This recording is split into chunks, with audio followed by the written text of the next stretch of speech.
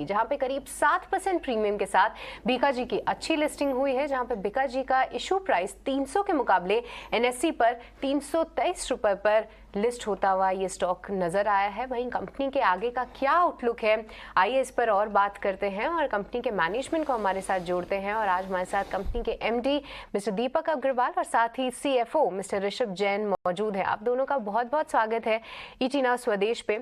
सबसे पहला सवाल ऋषभ मेरा आपसे होगा, क्योंकि अगर हम ये पूरी मार्केट को देखें तो काफी एक अनऑर्गेनाइज स्नैक मार्केट है।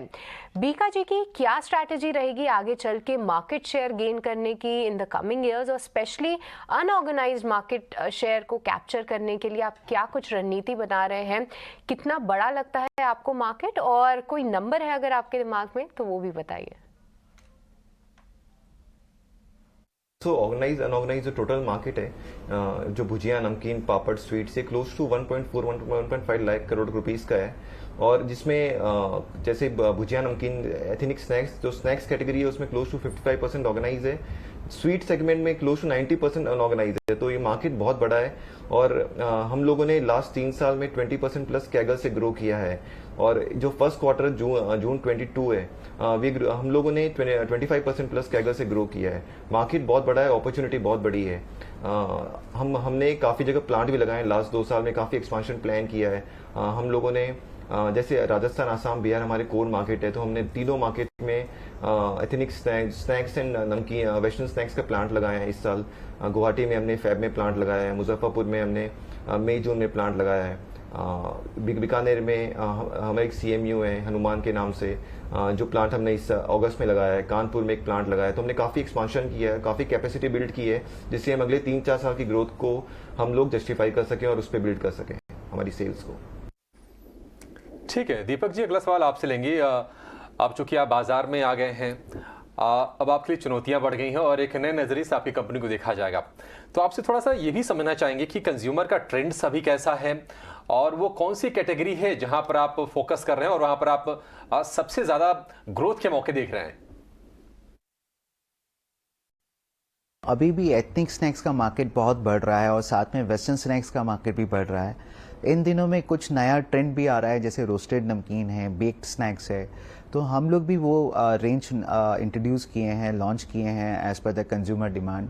तो कंज्यूमर को देखते हुए, उनकी डिमांड को देखते हुए हमने भी वो सारे प्रोडक्ट्स हमारे पोर्टफोलियो में और रेंज में हैं जो कंज्यूमर की आज की नीड्स है। So we have a mix of, मतलब सभी तरह का हमारे पास मिक्स है, वेराइटीज स्वीट्स एंड सेवरीज का। ओके, पर ऋषभ एक बार फिर मैं आपके पास ही आना चाहूँगी। अगर हम देखें तो रफली करीब 1.5 करोड़ के आसपास आपका टॉप लाइन आते हुए दिखा है।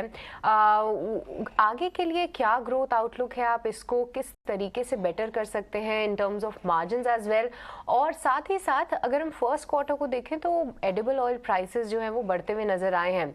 वहाँ से लेकर अब तक किस तरीके की चाल देखने को मिली है, जो वहाँ से थोड़ा सा रिलीफ मिला है, क्या आप उसे कस्टमर्स को पास ऑन करेंगे?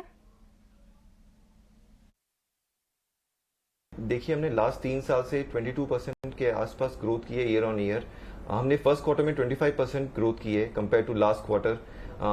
इंडस्ट्री बहुत बड़ी है, बिजनेस साइज बहुत बड़ा है। हम लोग being a leader in this segment, हम लोग भुजिया में बीकानेरी भुजिया में नंबर 1 प्लेयर है, मैन्युफैक्चरिंग करते हैं सबसे ज़्यादा। हैंडमेड पापड़ में हम नंबर 2 प्लेयर है इंडिया के अंदर।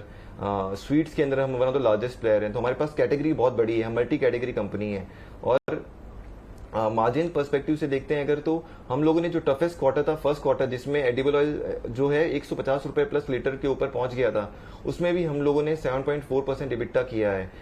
सेकेंड क्वार्टर से वापस इस साल क्रॉप काफी अच्छी है, जो एडिबल ऑयल है वो भी वापस कूल ऑफ हो गया है। तो हम वापस अपने आप को नॉर्मलाइज इबिट्टा पे आते हुए देखते हैं।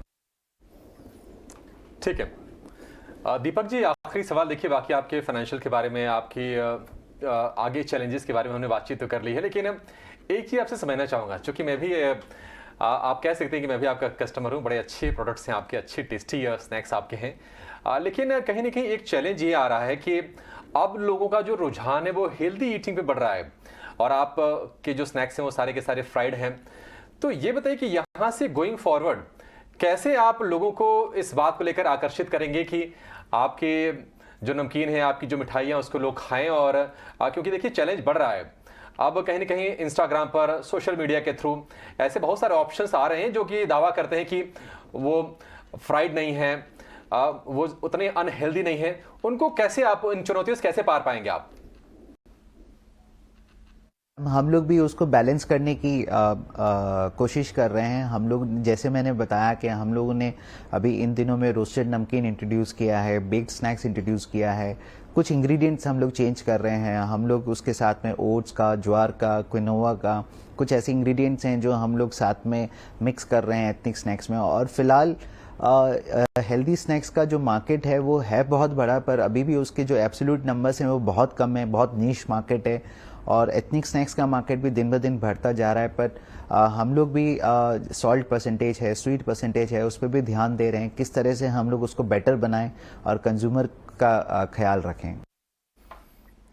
ठीक है, शुक्रिया दीपक जी। ऋषभ, आपका बहुत शुक्रिया, बातचीत करके बहुत अच्छा लगा और आगे के लिए भी आप लोगों को बहुत शुभकामनाएं। अच्छा डेब्यू आज मार्केट में हुआ है और इस वक्त 10% की तेजी के साथ बीकाजी फूड्स का शेयर ट्रेड कर रहा है।